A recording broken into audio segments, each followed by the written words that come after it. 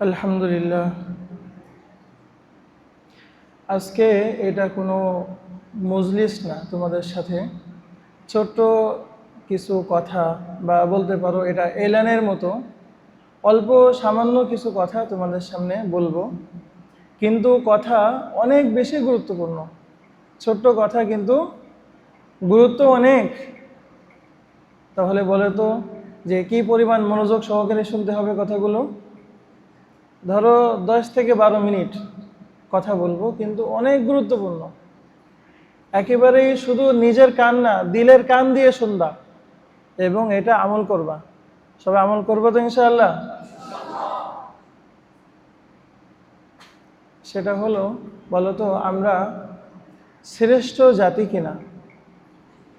প্রথমত আল্লাহ তাআলার যত মাখলুকাত আছে সব থেকে শ্রেষ্ঠ মাখলুকাত কিন্তু আমরা মানুষ, এবং মানুষের মধ্যে সব থেকে উত্তম খায়রুকুম মান তাআল্লামাল কুরআনা ওয়া আল্লামা। সেই কোরআনের শেখানোর সাথে তো আমরাই জড়িত। তাহলে সেই আশরাফুল মাখলুকাতের মধ্য থেকে সর্বশ্রেষ্ঠ নির্বাচিত ব্যক্তিবর্গ তো আমরা। তাহলে আল্লাহ তাআলা আমাদেরকে অল্প মর্যাদা দিয়েছেন না অনেক মর্যাদা দিয়েছেন? আল্লাহ তাআলা আমাদেরকে অনেক মর্যাদা দিয়েছেন। তো এই মর্যাদা, এটা সংরক্ষণের দায়িত্ব কি আমার নাকি অন্য কারো? মানুষের মর্যাদা মানুষ নিজে রক্ষা করবে? একজন হাফেজ আলেমের মর্যাদা তিনি নিজে রক্ষা করবেন নাকি অন্য কেউ এসে আমার মর্যাদা রক্ষা করে দিয়ে যাবে? বলো তো। নিজেদের মর্যাদা নিজেদেরই রক্ষা করতে হবে, অন্য কেউ রক্ষা করে দিবে না। মনে থাকবে? আচ্ছা, এরপর এই যে কোরআনের এলেম, সব থেকে দামি যে এলেম আমরা শিখতেছি, আল্লাহ তাআলা আমাদেরকে এটা দান করছেন কিনা? তোমাদের মধ্যে এমন কেউ পাওয়া যাবে না যে কোরআনের একটা পৃষ্ঠাও পড়তে পারে না। পাওয়া যাবে? পাওয়া যাবে? মানে এরকম তো কেউ নাই আজকেই হেফজ ধরেছে। সবাই কম বেশি, অনেকে আসো তোমরা পুরা কোরআনের হাফেজ, তোমরা কত দামি মানুষ তোমরা। কিন্তু একটা জিনিস মনে রাখবা, যেটার জন্য আজকে বসা, আমাদের গুনাহ বর্জন করতে হবে। কি করতে হবে? ইমাম শাফি রহিমাহুল্লাহ নাম শুনেছো তোমরা? উনি আমাদের চার মাযহাব আছে না, একটা মাযহাবের পুরা ইমাম উনি। উনার থেকে একটা মাযহাব প্রতিষ্ঠিত হয়েছে, শাফি মাযহাব। তো সেই ইমাম শাফি রহিমাহুল্লাহ একবার ওনার উস্তাদ ওকি ইবনুল জাররাহ রাহিমাহুল্লাহর কাছে গিয়ে বলেন যে আমি তো ভুলে যাই, শাকাউতু ইলা ওয়াকিইন সুআ হিফজি, আমার স্মৃতিশক্তির দুর্বলতা সম্পর্কে আমার উস্তাদ ওকি ইবনুল জাররাহ রাহিমাহুল্লাহর কাছে আমি অভিযোগ জানালাম। ফাআউসানি ইলা তারকিল মাআসি, তো উনি ইমাম শাফি রাহিমাহুল্লাহর নসিহত করলেন গুনাহ ছেড়ে দেওয়ার। কোনো গুনাহ করা যাবে না। এই পংক্তির শেষ অংশে উনি বলেন, ফাইন্নাল ইলমা নূরুম মিন ইলাহি ওয়া নূরুল্লাহি লা ইউতা লিআসি। কেননা এই এলেম, এই কোরআনের এলেম, হাদিসের এলেম, এটা আল্লাহ তাআলার পক্ষ থেকে নিছক নূর মাত্র, একটা আলো। এবং আল্লাহ তাআলার এই নূর কোনো অপরাধী, কোনো পাপিষ্ঠ বান্দাকে দেওয়া হয় না। তাহলে বলো তো, আমাদের গুনাহ মুক্ত থাকতে হবে কিনা? বলো। যদি আমরা গুনাহ করি, আজ হোক কাল হোক, আল্লাহ তাআলা আমাকে বঞ্চিত করে দিবেন না এলেম থেকে? আর এলেম থেকে বঞ্চিত যদি করেন, আমার মতো হতভাগা আর কেউ কি হবে বলো?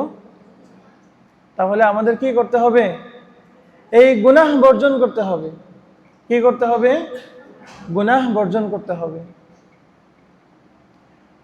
আমরা এই মাদ্রাসার এই পরিবেশে থাকি, বলতো এটা একটা জান্নাতের বাগান কিনা?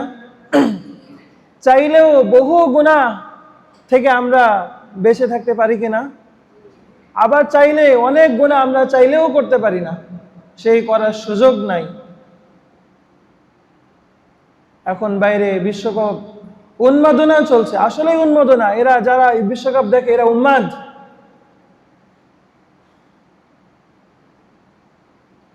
তারা এগুলো দেখছে, কত জায়েজ না জায়েজ জিনিস তারা দেখছে। বলো তো আমরা চাইলেও কি দেখতে পারি?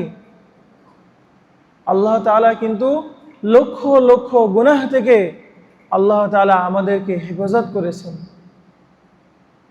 করেছেন কিনা? শুধুমাত্র হাতে গোনা কয়েকটা গুনাহ থেকে যদি আমরা বেঁচে থাকতে পারি, আমি গ্যারান্টি দিলাম, বিশ্বাস করো, তোমরা এই জামানার আল্লাহ তাআলার ওলি। তোমরা সকলেই বড় বড় ওলি এই জামানার। ওলি খোঁজার জন্য অনেক দূরে যাইতে হবে না, আমার আপনাদের মধ্যেই অনেক বড় বড় আল্লাহ তাআলার ওলি হবে, যদি হাতে গোনা কয়েকটা গুনাহ থেকে আমরা বেঁচে থাকতে পারি। যেমন ধরো মিথ্যা কথা বলা, গীবত করা, মানে একজনের দোষ অপরজনের সাথে বলা। এরপর এই ধরনের ছোটখাটো কিছু গুনাহ থেকে যদি আমরা বেঁচে থাকতে পারি, আমরা কিন্তু এই জামানার আল্লাহ তাআলার ওলি হয়ে যাব। তো এটা তোমরা কি হতে রাজি আছো না? এটা আমার বানানোর কথা না। রাসূল আকরাম সাল্লাল্লাহু আলাইহি ওয়াসাল্লাম ইরশাদ করেন, ইত্তাকিল মাহারিম তাকুন আ'বাদান নাস। তুমি হারাম বর্জন করো, কোনো গুনাহ করো না, কবিরা গুনাহ করো না, তাকুন আ'বাদান নাস, তাহলে তুমি সব থেকে বড় আবেদ হয়ে যাবে, সব থেকে বড় ওলি হয়ে যাবে। এটা কার ঘোষণা? রাসূল করিম সাল্লাল্লাহু আলাইহি ওয়াসাল্লামের ঘোষণা। আমরা কি সে আবেদ হতে চাই না? আমরা আল্লাহ তাআলার প্রিয় ভাজন বান্দা হতে চাই না? আমরা চাইলে কি নামাজ ছাড়তে পারি? আমরা চাইলে কি অনেক অপরাধ করতে পারি? আমরা পারি না। তো এই গুনাহ, যাতে কোনো ধরনের বড় গুনাহ আমাদের থেকে প্রকাশিত না হয়, এবং যেই জন্য আজকের মজলিস, সেই বিষয়টা হলো যে আখলাক, আমাদের চরিত্রটা হেফাজত করতে হবে। আমরা দৃঢ়ভাবে বিশ্বাস করতে চাই যে তোমরা সকলের আদব আখলাক এবং চরিত্র একেবারেই ফুলের মতো আসলেই পবিত্র। এটা আমরা দৃঢ়ভাবে বিশ্বাস করতে চাই। তারপরেও শয়তান নামক একটা জীব আছে কিনা? ইবলিস শয়তান নামক একটা জীব আছে কিনা? হাদিস শরীফের মধ্যে আছে, ইন্না শাইতানা ইয়াজরি মিনাল ইনসান মাজরাদ দাম। একেবারে এই যে রক্ত যেখানে চলে না শিরার ভিতরে, একেবারে শিরার ভিতরে রক্তের মতো শয়তান তারা চলে। শয়তান কোথায় চলে? রক্তের মতো চলে, রক্তের মধ্য দিয়ে চলে। এই জন্য আমাদের অনেক বেশি সচেতন থাকতে হবে শয়তান থেকে, যাতে আমাদের বড় ধরনের গুনাহ না হয়ে যায়, কোনো অন্যায় না হয়ে যায়। এই জন্য আমরা তোমাদেরকে ছোট কিছু নসিহত করব। এই নসিহতগুলো তোমরা পালন করবা। দেখো, এখানে তোমাদের মধ্যে কিছু কিছু ব্যক্তি আছো যে বালেগ হওয়ার মতো অবস্থা, কিছু ছাত্র তোমরা বালেগ হয়ে গিয়েছো, এমন আছে কিনা? এই জন্য তোমরা ছোট হও বড় হও, কেউ কারো গায়ে হাত দিবা না। কেউ কারো গায়ে হাত দিবা না, এর অর্থ মারবা না তা না। এমনি আদর করার জন্য, একটু বাহবা দেওয়ার জন্য তোমরা কেউ কারো গায়ে কোনো সময় হাত দিবা না।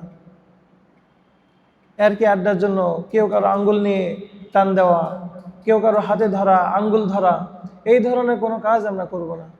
নিয়ত করা যায় না? কারণ এইগুলো কিন্তু অনেক সময় গুনাহের দিকে নিয়ে যেতে পারে, দ্রুততম সম্ভাবনা কিন্তু আছে।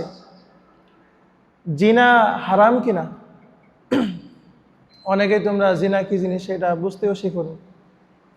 তো জিনা এটা হারাম। আর আল্লাহ তাআলা এই জিনা হারাম করতে গিয়ে কি আয়াত বলেছেন জানো? আল্লাহ তাআলা বলেছেন, ওয়ালা তাকরাবুজ জিনা। আল্লাহ তাআলা কি বলেছেন? তোমরা জিনা করো না, শুধু তা না, তোমরা জিনার নিকটবর্তীও যেও না, জিনার তোমরা ধারে কাছেও যেও না। এই জন্য মনে করো কোনো একটা বড় গুনাহ হয়ে যেতে পারে, এই আশঙ্কায় তোমরা আজকে থেকে কেউ কারো গায়ে হাত পর্যন্ত দিবা না। তোমরা কেউ কারো গায়ে হাত দিবা না, কোনো কারণে না। কেউ মারামারি করবা না, হাত ধরাধরি করবা না, গায়ে হাত দিবা না, চিমটি দিবা না, কানে হাত দিবা না, কোথাও হাত দিবা না। এটা পড়ার সময়ও না, বিকালে খেলাধুলার সময়ও না, এটা তোমরা যখন রাত্রে শয়ন করতে যাবা তখনও না।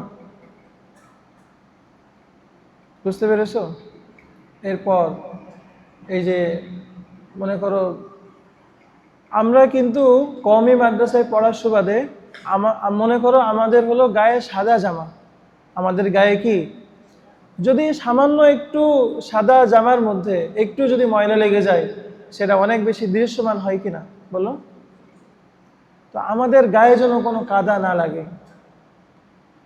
তোমরা প্রত্যেকেই ছাত্র, তোমরা এখানে কিন্তু আসলে এই জন্য আসলেই তোমরা যে তোমরা অনেক বন্ধু বান্ধব হবে, অনেক খোশ গল্প করবে, অনেক এরকি আড্ডা মারবে, সেটা শরীরে হাত দিয়ে হোক শরীরে হাত না দিয়ে হোক, এইগুলোর জন্য কিন্তু তোমরা মাদ্রাসায় আসোনি। তোমরা মাদ্রাসায় আসছো বড় বড় হাফেজ আলেম হওয়ার জন্য, সেটাই তোমরা করো। এই জন্য আজকে থেকে এটা কঠিনভাবে নিষেধ, কেউ কারো গায়ে তোমরা হাত দিবা না, কোনো কারণেই না, কোনোভাবেই না। এবং রাতে শোয়ার সময় সিট কিছুটা ফাঁকা ফাঁকা করে রাখবা, একেবারেই একটা সিটের সাথে আরেকটা সিট সংযুক্ত করে রাখবা না। এবং মানে বিভিন্ন মাদ্রাসায় যে সমস্ত বিষয় শোনা যাচ্ছে, এরকম কোনো ব্যাড রিপোর্ট, কোনো খারাপ রিপোর্ট যেন আমাদের কানে কোনোভাবেই না আসে। এই দেখো তোমাদের এখানে সিসি ক্যামেরা লাগানো, ওখানে লাগানো, বিভিন্ন জায়গায় কিন্তু সিসি ক্যামেরা লাগানো, এবং এই ক্যামেরাগুলো এতটাই পাওয়ারফুল, পুরা রুমের ক্যামেরা যদি তোমার পুরা রুমের লাইট যদি বন্ধও থাকে তবুও কিন্তু একেবারে স্পষ্টভাবে দেখা যায়, পুরা রুম কিন্তু দেখা যায়, হয়তো তোমরা অনেকেই জানো। এবং এটা শুধু লাইভ দেখা যায় তা না, এটা মেমোরিতে রেকর্ডও হয়ে থাকে। তোমরা পুরা বছর কে কতটুকু নড়েছো, কে কার সাথে কতবার কথা বলেছো, সব কিন্তু আমাদের কাছে রেকর্ড আছে। একেবারে তারিখ দিয়ে দিয়ে সেকেন্ড মিনিট দিয়ে দিয়ে কিন্তু আমরা বের করতে পারি। আমি এই কথা কোনো হুমকি দেওয়ার জন্য বলছি না, এই কথা এই জন্য বলছি যাতে শয়তান কোনো সময় আমাদের ধোঁকা না দিতে পারে। আমাদের কম্পিউটার রুমেও সিসি ক্যামেরা লাগানো আছে। কী কারণে লাগানো আছে? ছাত্ররা কম্পিউটার ব্যবহার করে, কোনো সময় যেন তারা উল্টাপাল্টা কোনো কিছু মানে বের না করে। কারণ যদি কোনো কিছু উল্টাপাল্টা বের করে মনে আসবে কিনা যে উস্তাদ দেখে ফেলতে পারে। একটা তো আল্লাহ তাআলা দেখে, ওইটা তো সব সময় আমাদের জেহেনে থাকতে হবে। আবার উস্তাদ দেখবে, সেটা একটা বাড়তি চাপ কিনা বলো? এই জন্য কোনো আখলাকি, কোনো এই ধরনের জন্য কারোর চিন্তা চেতনাও যেন না আসে। কারণ তোমার একটা অসতর্ক পদক্ষেপ এটা কিন্তু পুরা এই মাদ্রাসা বন্ধ হয়ে যাওয়ার জন্য যথেষ্ট হতে পারে।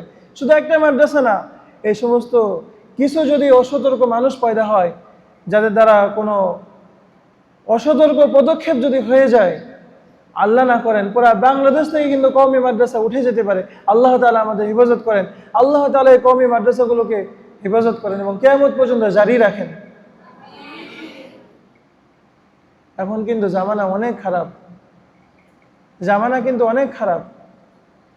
তোমরা কি মনে করো তুমি একটা ছাত্রের গায়ে এমনিতেই হাত দিয়েছো, সে হয়তো খারাপভাবে মনে করেছে, মনে করে দেখা যাচ্ছে এইটা নিয়ে এখন মিডিয়ার যুগ, তোমার ছবি টবিগুলো যদি মিডিয়াতে চলে আসে, তোমার মান সম্মান কোথায় যাবে?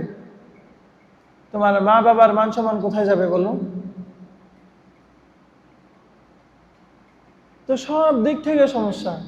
এই জন্য কোনো ধরনের অসতর্ক এইগুলোর জন্য আমাদের কোনোভাবেই মাথায় না আসে। আমরা যেন অত্যন্ত সচেতন হয়ে যাই এবং কেউ কারো গায়ে হাত দেওয়া, কেউ কারোর দিকে বেশি খাতির করা, বেশি হাসাহাসি সম্পর্ক করা, এইগুলোরও দরকার নেই। সবাই খুব স্বাভাবিক থাকবা, কেউ কারোর গায়ে হাত না দিয়ে মুখে কথা বলবা। যখন কথা বলার প্রয়োজন কিসে কথা বলবা? মুখে কথা বলবা, কিন্তু গায়ে হাত যাবে না। মনে থাকবে? এটা একেবারে সকলকে কিন্তু অত্যন্ত সতর্ক করে দিচ্ছি, মাদ্রাসায় থাকার এটা কিন্তু রেড লাইন। তোমাদের কারো গায়ে হাত দেওয়া যাবে না।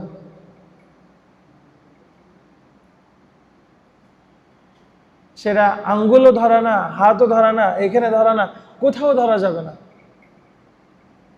এবং তোমরা যে পারস্পরিক বসো এত মিশে বসবা না, শুধু নামাজের সময় বসবা, অন্য সময় কিছুটা ফাঁকা রেখে বসবা।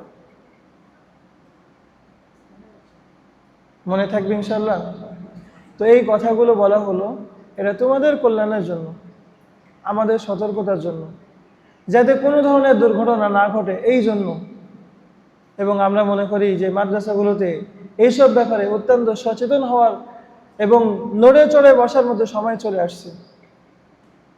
তো এতক্ষণে যে কথাগুলো তোমাদের সামনে বললাম, তো আশা করি তোমরা আমল করবা, তোমাদের উস্তাদরা ইনশাল্লাহ এই বিষয়ে তদারকি করবেন। তো এই বলে আমি আজকে আমার বক্তব্য শেষ করছি। সুবহানাকাল্লাহুম্মা ওয়া বিহামদিকা আশহাদু আল্লা ইলাহা ইল্লা আনতা আস্তাগফিরুকা ওয়া আতুবু ইলাইক।